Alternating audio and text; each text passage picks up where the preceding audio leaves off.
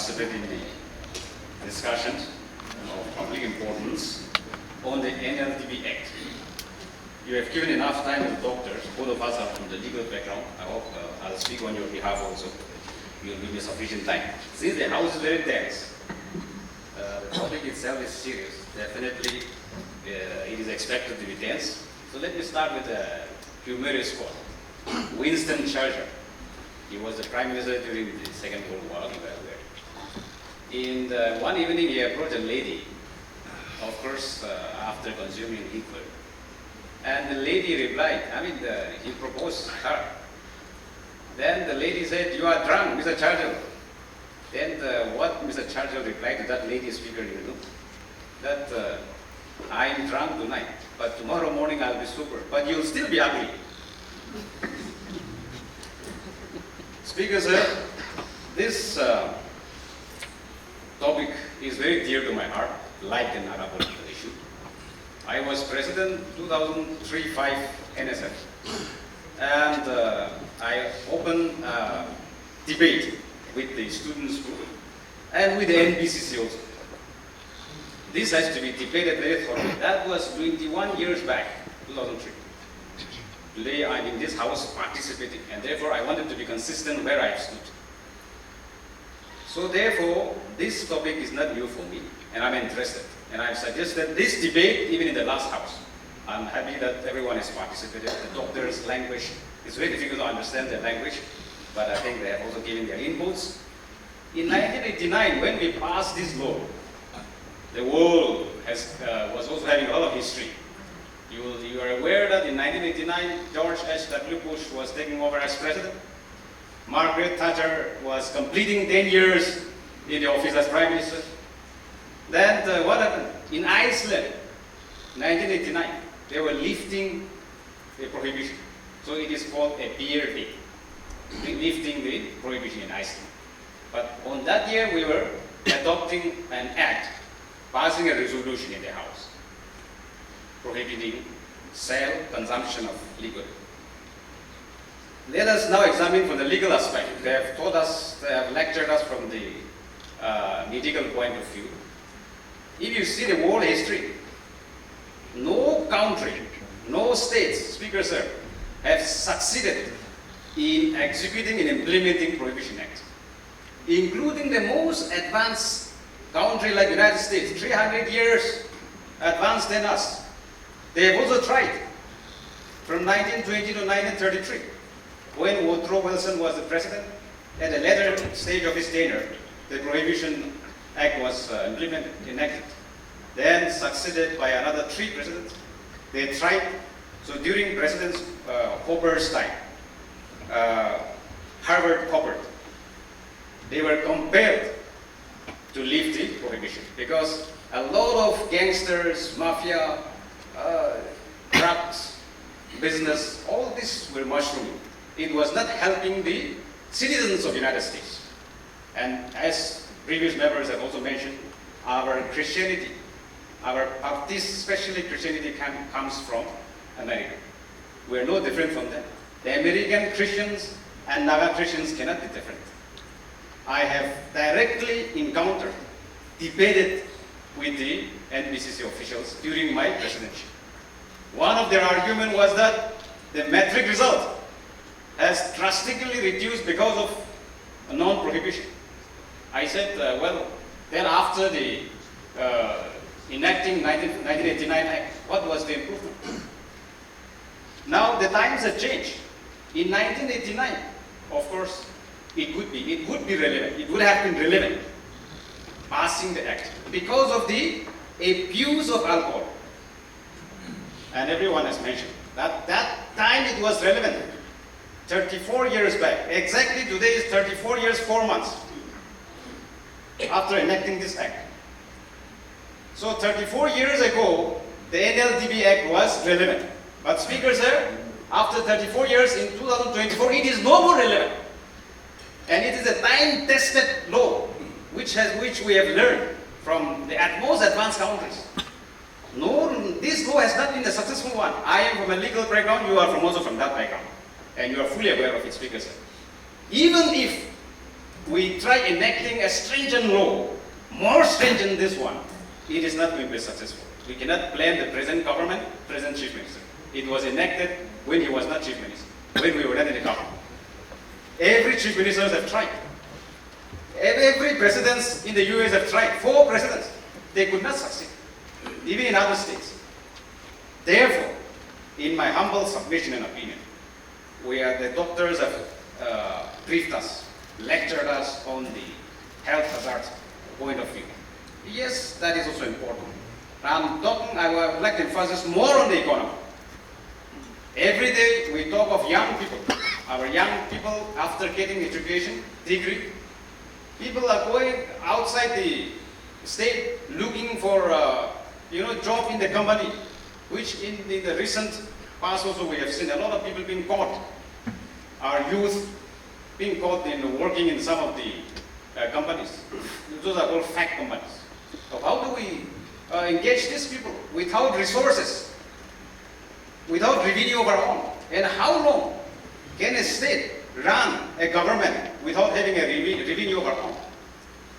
We cannot be beggars for years together, Speaker sir. If you see the revenue of the Assam government, the last 2023-24, Assam revenue on the sale of liquor is 3,816 crore. 3,816 crore. I'm sure half of that amount is our money. Because I come from Pandari constituency, bordering Marabani, you find a lot of liquor shops. Then the Dimapur Katkati. These are very near to our border. Therefore, half of that money is our money, that revenue. You can enact law, but how can you stop people to consume? For example, my area, Marabani, I border Marabani, Pandari Marabani. There are a lot of drugs, people, youth indulging into drugs. Even if you don't get alcohol, you go down, drink whatever you like, and just get drunk and come back. You cannot arrest them. What you will do? It's not possible. We have tried experiment, Speaker sir, for 34 years. How long can we experiment? You tell me, how long will you experiment? It is enough. Long years, 34 years. I think it is time for us to also face the church. What is true? I may be very harsh in my approach, but I have been encountering 21 years back. You tell me how we will implement. We cannot blame the government. Other countries have tried. It is not possible. And a composition like Naga society, with lots of government, with lots of societies, how will you implement? Is it possible? No, Speaker sir.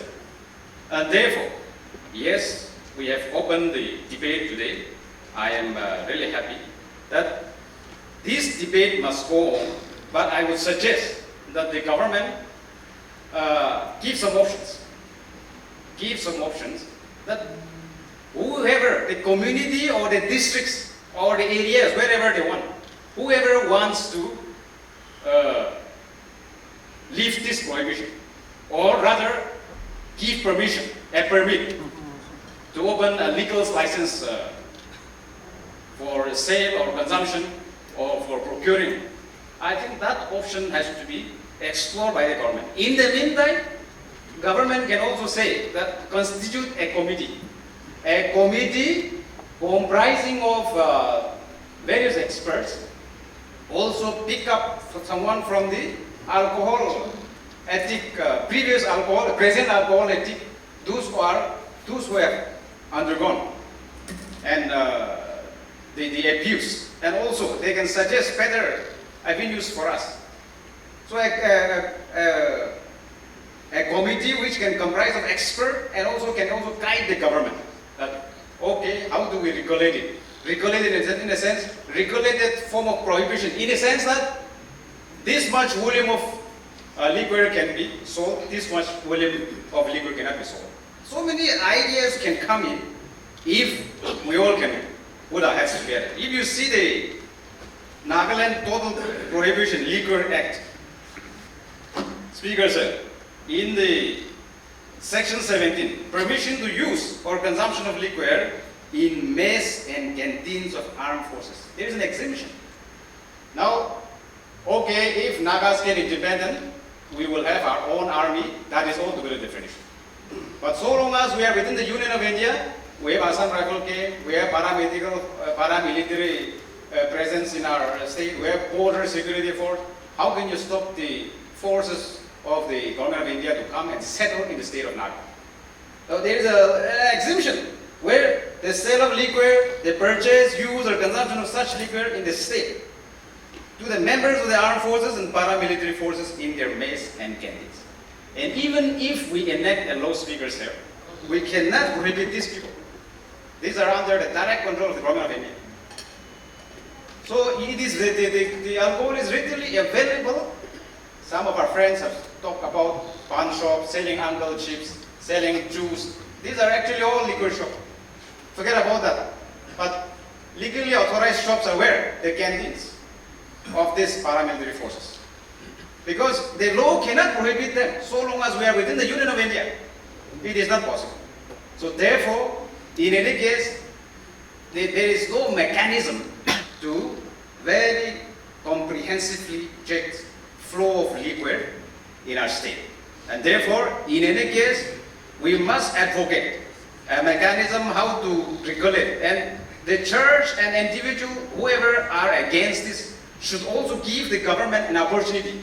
Okay, since we tried prohibiting it for the past 34 years, we cannot do it. Let us now lift it and see how much the government can regulate. Now, because of the advancement in social media, speaker said, yes, there are also lots of negative aspect of the social media like WhatsApp, Instagram, Facebook, whatever terms. But there are also lots of positive aspects, speaker said. If you see Naga population today, we were not health conscious, many of us. But one positive aspect which I have seen out of this social media is, these days, our people have started controlling the diet because of social media. If you eat this much, your calories will go up. Doctors knows all these terms better. Your pressure will go up, your pressure will go down. Many of us are being influenced by social media, not by the advice of the doctors. So also, in 1989, there was an abuse, and therefore, it could be relevant. But I'm assuring you, Speaker Sir, because of the advancement of this social media, because of the advancement of education, there will be hardly any abuse. The percentage will be very minimal. I can tell you with confidence that it will be 1% only the abuse of the alcohol will be. 99% people will use it. We were talking in the lobby that forbidden foods are always sweeter. And therefore, if we prohibit this, continue this prohibition, people will look for more alcohol. But if it is open in the market, there will be a proper regulation. And therefore, even in terms of selling, acquiring, everything will be properly regulated. But as of now, it is not possible. Therefore, I would insist that the government form a committee, and if necessary, we must table this again for more debate and discussion, and either review or revoke. That way, I would like to put across. To the church, I think they must concentrate, as some of our former honorable speakers have suggested, for more of a spiritual approach than interfering in the running of the affairs of the government. Many of our friends have quoted Bible. I also would like to quote two of them.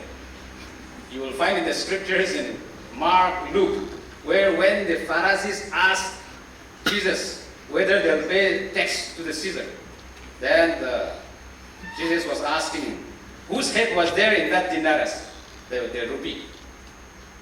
So Caesar's head is there. So pay to Caesar. Pay to Caesar what is due to you, but pay to God what is due to God. I think there is no furthermore interpretation of this. The church must concentrate on its spiritual aspect. Let the government also concentrate on the welfare of the people. See, I'm concluding, Speaker, sir. I can see your impatientness, but just 1-2 seconds.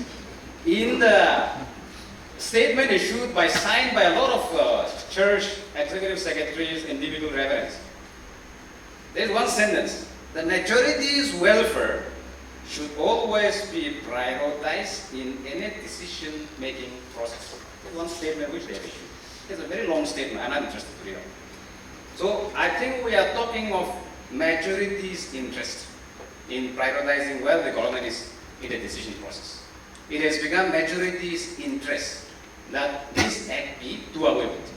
Because we have seen, even if there is an opinion poll today, I am confident that 99% are of lifting the act. So they themselves are inserted this sentence that the majority's welfare should always be prioritized in any decision-making process. Now, if you see the Catholic Association, this is the Baptist group. The Catholic Association group says that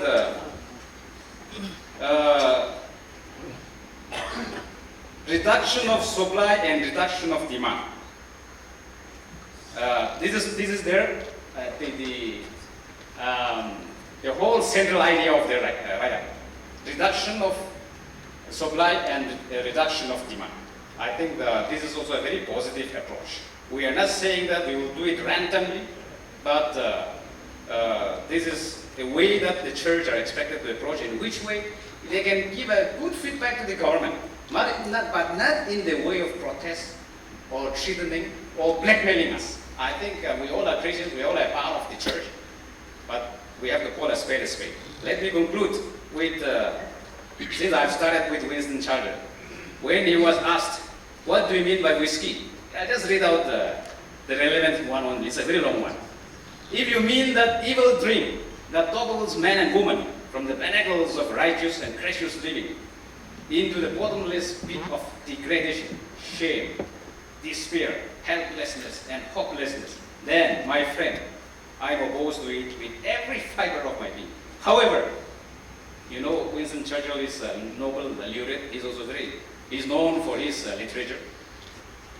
However, if by whiskey you mean that the dream that enables man to magnify his joy and to forget life's great tragedies and heartbreaks and sorrow, if you mean that dream, the sale of which pours into our treasuries untold millions of pounds each year, that provides tender care for our little crippled children, our blind, our deaf, our dumb, our pitiful aged and infirm, to build the finest highways, hospitals, universities, and community colleges in this nation.